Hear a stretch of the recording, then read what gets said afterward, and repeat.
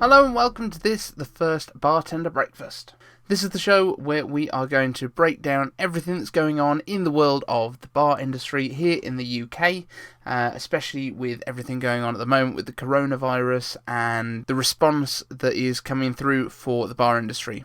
We'll be looking at what bars can do to keep their heads above water throughout this really difficult time, as well as what consumers can do to help support bars and the support that's out there for bartenders who might be finding themselves in difficulty. So, as this is a breakfast show for bartenders, we're going to be putting out at 11 a.m. daily. It's going to be pre-recorded, at least to begin with, but if you have any comments, anything you want us to address on the show, please let us know down in the comments. It's something that we want to make useful for bartenders wherever you are in the UK. And also, if you're outside the UK and you're watching this, you've got any questions about how things are working over here, please do feel free to get in touch. Now, based on how things go, we might move this to being a live show with call-ins and things like that. In the meantime, as well, if you're a brand and you've got something to offer, something that you're trying to get out, a message you're getting out to bars and bartenders out there, please drop me a message. You can hit me up at BartenderHQ on Twitter, or you can drop me a message in the comments and we'll get back to you. But you'll be able to create a video that we can slot into this show. So getting straight into it, last night the Prime Minister Boris Johnson announced that all schools in the UK are to close as of this Friday coming, so that is going to be Friday the 20th of March, from sort of 3:30 p.m. when the school gates close. They are going to remain closed until further notice. Now, we don't know how long that's going to be. The assumption, at least, is that it will be until Easter holidays. So we've got 2 weeks until then. Then there'll be 2 weeks of Easter holidays. I personally expect that they will stay closed after the Easter holidays, probably at least until the half term after that. So a total of around about 10 to 11 weeks of closure. It may well be, depending on how things develop with the virus, that they stay closed all the way through until the summer holidays, and then it's going to be in September time when the schools go back that they might be ready to reopen. But we just don't know. Things are changing that quickly at the moment. It's very difficult to know absolutely what's going on. Now, there will be certain people that can still use the schools, so children with specific learning needs that are being addressed and they've got a specific learning plan, they will still be allowed to use the schools, as will the children of NHS staff, police and delivery drivers. So essentially the government is trying to keep the country moving. Obviously we need our NHS staff there to treat the sick and the people that are having the worst symptoms. Police, obviously, for obvious reasons, and delivery drivers, because at the moment anyone that's self-isolating, really the only way that they can get groceries if they don't have a family member nearby that can deliver them for them is obviously going to be using home delivery services, things like that. I would also guess that Amazon's getting hit pretty hard right now with people ordering stuff to be delivered to their homes rather than going out and trying to brave the crowds. So this Monday just gone, the bar industry got hit pretty hard when the Prime Minister mentioned that people should stay away from restaurants, bars and theatres, those kind of places, any of those public gatherings. At that point, obviously, the schools were still open, so there was a lot of confusion about what people should be doing, whether it was a mandate to close, which it turns out it is not, and why it wasn't mandated to close. Now, the reason that people are concerned is because if the bars are mandated to close, they can claim more likely on their insurance policies for interruption to business. As it is, on Tuesday, the Prime Minister announced that they'd come to an agreement with the insurance companies that they would pay out in the case of bars that had interrupted service as a result of the coronavirus, but I think there is still going to be a lot of variation based on people's different insurance policies. It is something that would need to be addressed with your own insurer. It's a very difficult situation. When the government actually shuts down the venues, then I think that becomes an interruption, not because of the virus, but because of the government. That's my understanding of it. Obviously, nothing that is said on this show is legal advice or medical advice by any means, But it's been really impressive to see how the bar industry has kind of rallied around, and a lot of bars have said, no, we're going to stay open until we're told that we have to close. We will be staying open. We will offer experiences still to our guests. We're increasing the amount of cleaning that we're doing in the venues. We're increasing the frequency of hand washing and things like that. Bars have always been really good at this kind of thing, and this has been no exception. It's been a huge eye-opener, and obviously, if the government is not telling us to shut down and just basically to be careful, we're going to still try and be hospitable to our guests.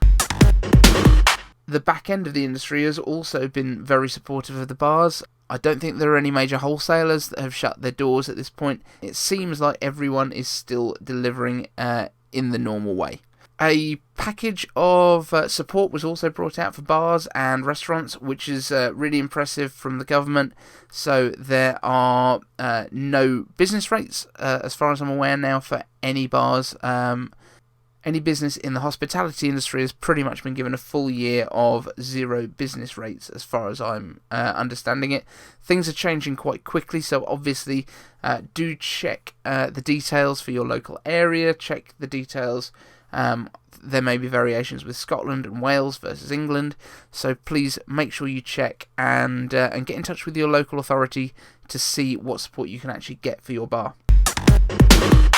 Now, in terms of what bars can actually do at the moment, there's a lot of bars that are moving over to delivery options. It seems that there's been some official word around relaxing of off licenses versus on licenses. I believe I've seen a lot of this in rumours online. This is not something I've been able to find online yet from the government itself, but it seems that the government is willing to let people do delivery of drinks in the same way as they're doing with Deliveroo and things like that for food, in order that we can keep the bars' heads above water. I've noticed also there are wholesalers that are doing direct-to-consumer deliveries, things like that as well. So there's a lot going on in the industry at the moment where people are trying different things in order to keep their customers involved with what's going on. I know a lot of bars don't want to close. It's going to be really difficult because once they do close, then the bartenders are going to be really struggling, and all of the team members, restaurants, waiters, cooks, porters, the works, everyone's going to have a lot of issues. But there is support out there, and some of the industry have stepped up. So Diageo has brought in a big pile of money to help support the industry. Guinness has, I believe, donated £1 million to the UK bar industry in order to help kind of bars bridge with wages. Jameson's has also pledged a huge amount of money, I believe mainly in the US. I haven't seen any details over here, but I will check into all of this and I will try and find out as much as there is that is supporting our industry. Something else to look into as a bartender is Drinks Trust.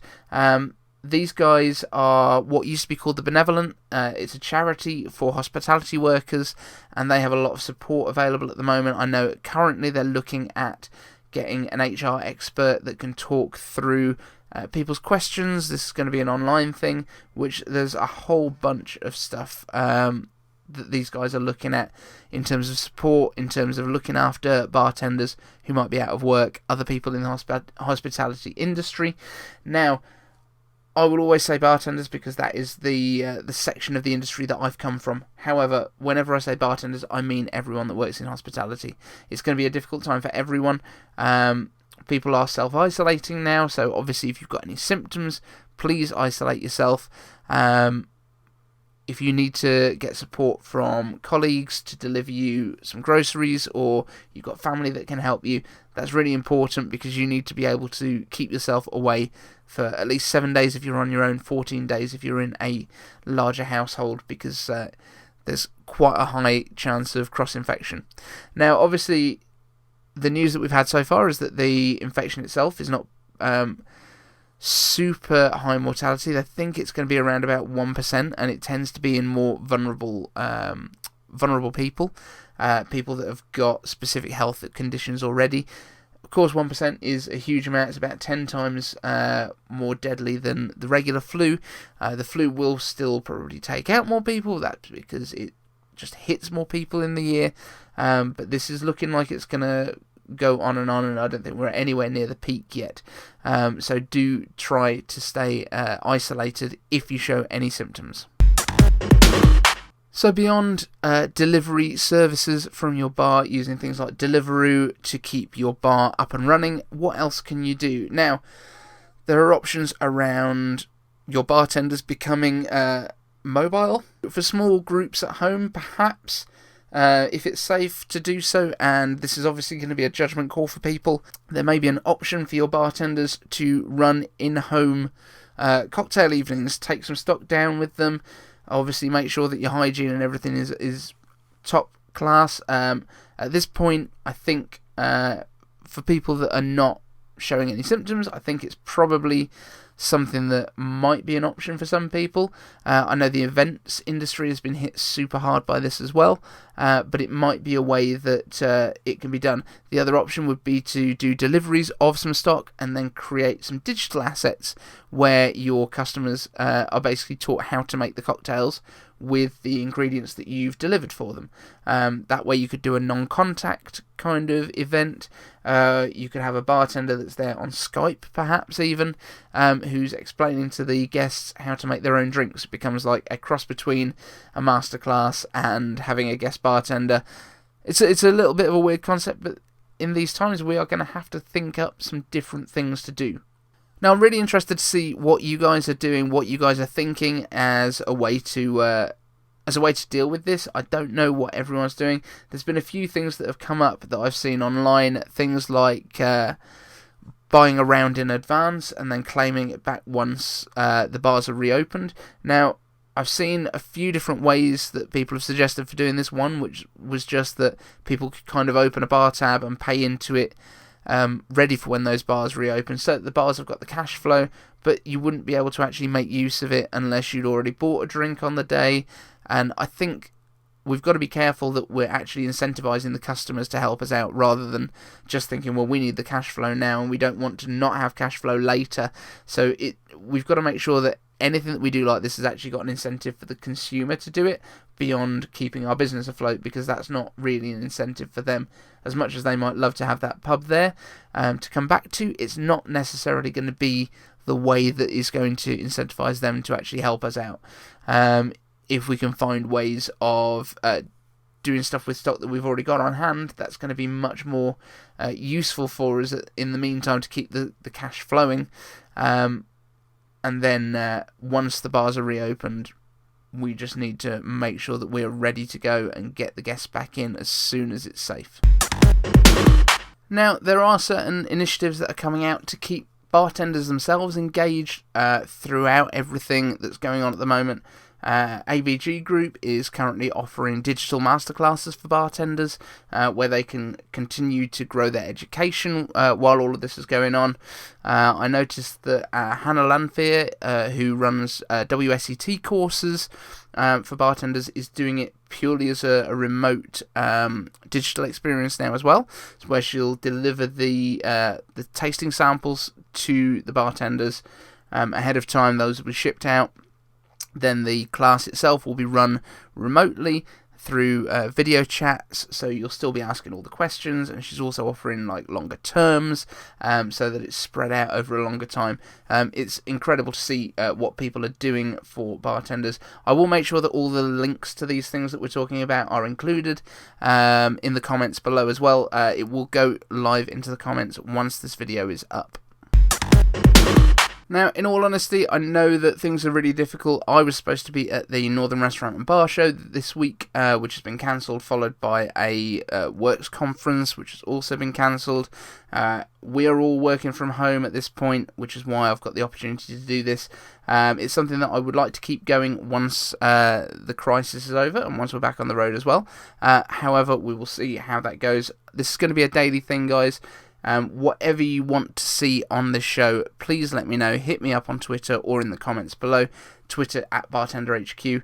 And let me know what you need us to do, what support we can give you, what information you need. If you've got any questions about what's going on, I will do my best to find the answers for you. Can't make any guarantees because I'm not the authorities. However, we will try and find the right people to answer those questions for you. Until tomorrow, guys, this has been your Bartender's Breakfast. See you tomorrow at 11.